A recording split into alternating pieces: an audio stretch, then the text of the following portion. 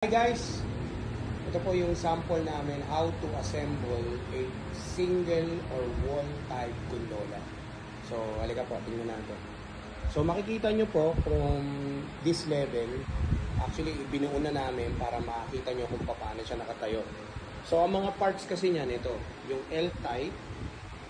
Ito po yung L-type. You can see the L-type.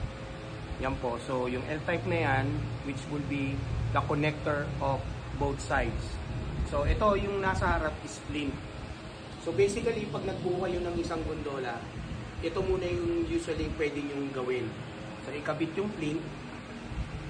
Ito yung flint. So, ikakabit yan. Parang ano rin po yan, ano siya, support for both post o L-type post. And then, ito naman, kakabit nyo naman ito. Yan. So, ganyan po yung pagkabit niyan. Ipapasok nyo lang muna. Ganyan. Tanggal. And, ganyan. So, makikita nyo, tumayo na siya. Pero kung ang maganda niyan, usually ang ginagawa talaga is hinihiga ito. Nakahiga siya. Nakahiga yan. So, pag nakahiga yan, doon mo lang siya mabubuo. Hihigaan nyo ng dalawang facing. So, ganyan. So, ikakabit nyo yung flint, ikakabit nyo yung wall, yung panel niya. Okay?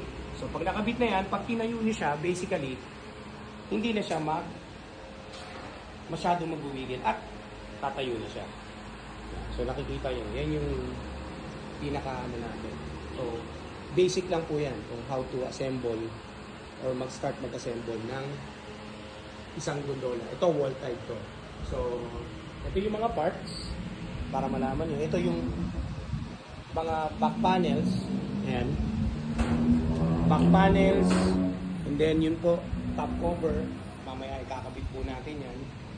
Yan po yung top cover. Yan. Front stopper. Pwede yung plastic, pwede yung bakal. Depende po sa ano. Pero dito po sa amin yung sample namin is plastic. Price tag. Yan, mamaya makikita nyo paano buuin. And then, brackets. Yan po yung brackets namin.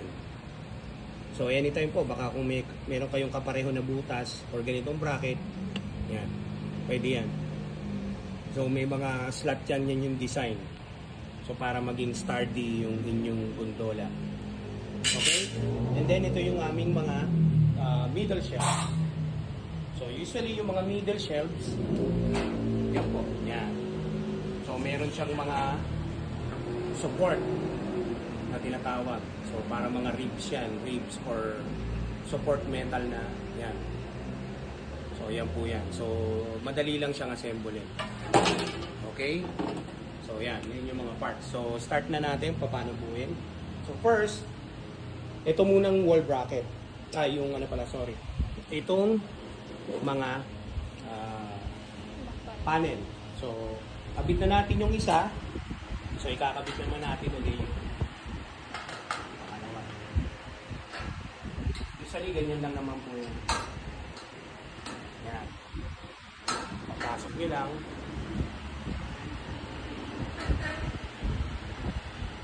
Usually kasi natutupi yan eh.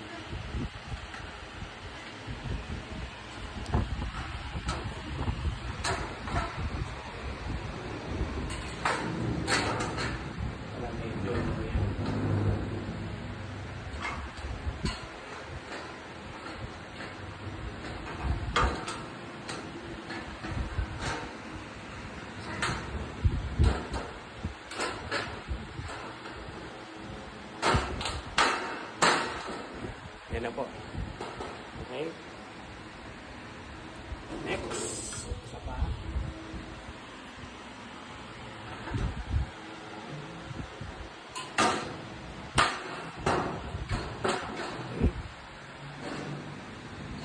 So, kinabit na natin yung wall panel. So, ginawa natin, buo na tayo ng isang may set na. Ito yung middle shelves. Okay. Usually, hindi naman siya pwede. Kailangan sa kabit nyo muna yung flame. So, what we're gonna do is like this.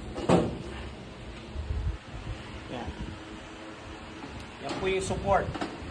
Yan.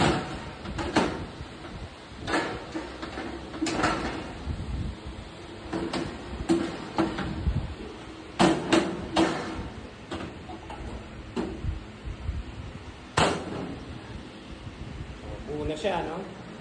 And then, so nakikita nyo, medyo solid na siya.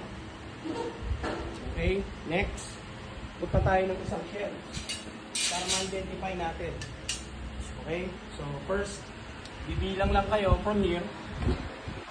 Depende sa inyo kung anong height, pero gagawin lang natin free from all. Ayan.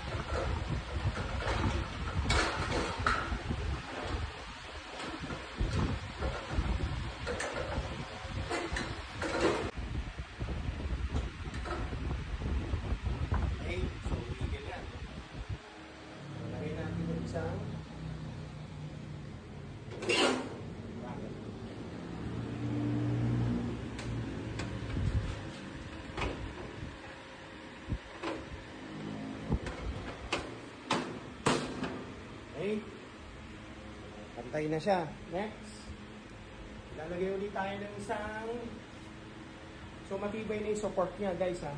So, tatandaan natin, itong mga to, kailangan pag sinuksok natin, tatama mismo sa butas.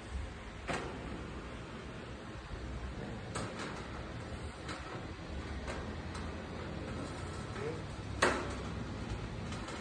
Ayan, ha. So, meron siyang space in between. Okay? Pansin nyo, magkakapareho yung mga simula sa baba hanggang sa taas, magkakapareho. Kasi habulin lang naman yung tayo.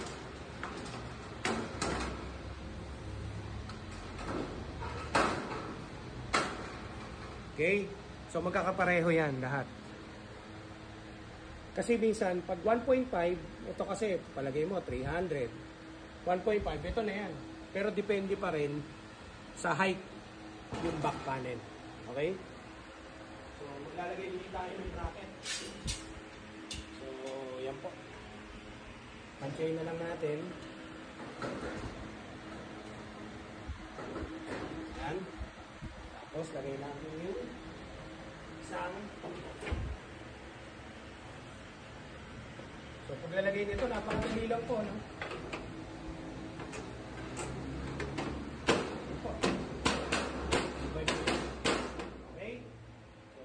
Siyempre, maglalagay na tayo na unahin natin ilagay, siyempre, ito muna ng plastic strip. So, pag nalagay po ng plastic strip, basic lang po yan, kumakapit lang po. Diba? Dali lang. Daling tanggalin. O, tingnan nyo. Kita nyo? Okay. Next, stopper na. Yan. Okay? So, yan. So, next. Finally, ito na yung top. Mapapansin nyo, lagi yung maliit nasa ibabaw.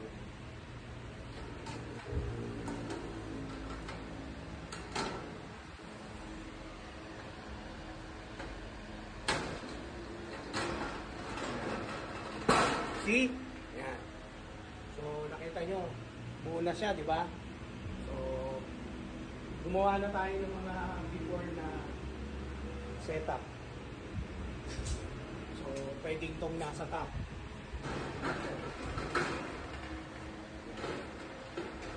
Napakadali lang po yan.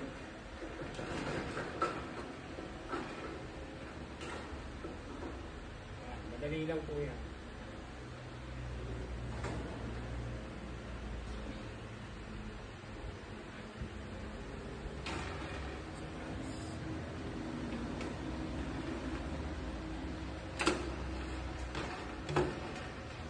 Yan po, from slit here, yan nakapasok. Diba, ang dali? Okay.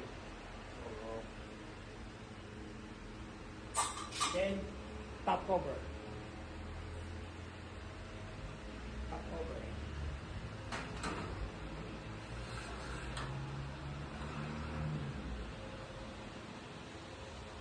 Yan. So, top cover. Okay. Kasi medyo marami nagtatanong, bakit may tatlong slot to? Yung mga ganyan, design. Pwede niya po kasi natin gawin siyang slant, nakaslant. For example, ganito po. Nakaslant. Yan, nakaslant po, no? Nakaslant siya, di ba? So, bakit nakaslant? Usually po sa mga grocery, mga chips, hindi nakikita. Yan po yung purpose niyan.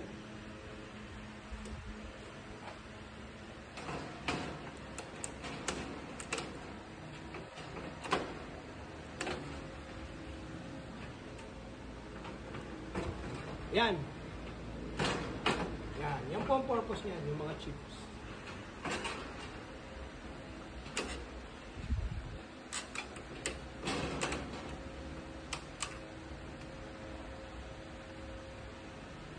Yan. Patingin.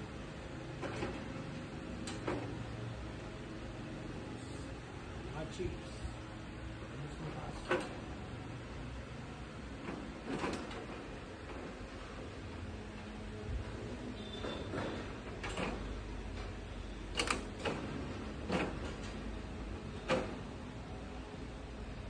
Mga chips. So mapapansin nyo pwedeng lagyan ng mga chips pag gano'n, naka-edit. Okay? Pero dahil hindi naman siya ganun pa, so tanggalin lang natin. So yun din lang yung purpose niya. Doon pa rin sa basic.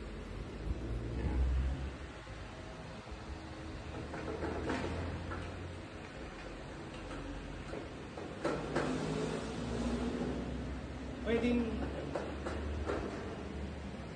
ayan na. Pwedeng pa ganon, pwedeng pa ganon. Naka-alali. Ayan, pantay. Tapos, naka-attach siya ito.